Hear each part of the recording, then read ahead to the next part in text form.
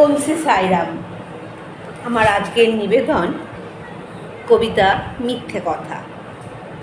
কবি শঙ্খ ঘোষ। লোকে আমায় ভালোই বলে, দিব্যি চলন সই।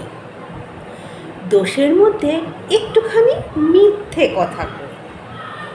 ঘাটশিলাতে যাবার পথে ট্রেন ছুটছে যখন, মায়ের কাছে বাবার কাছে করছি বকম বকম।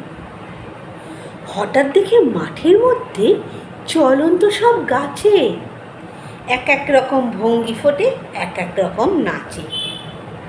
ওমা দেখো নৃত্যনাট্য, যেই বলেছি আমি, মা বকে দেয়, বড্ড তোমার বেড়েছে ফাজলামি।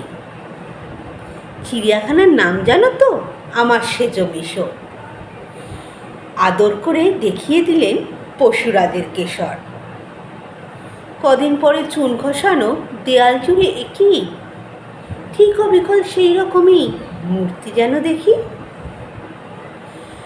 ক্লাসের মধ্যে যেই বলেছি সুরঞ্জনার কাছে, জানিস আমার ঘরের মধ্যে সিংহ বাঁধা আছে।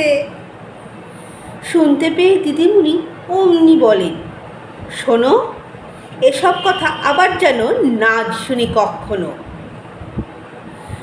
বলে না তাই সেসব কথা সামলে থাকি খুব, কিন্তু সেদিন হয়েছে কি এমনি বেয়াকুব।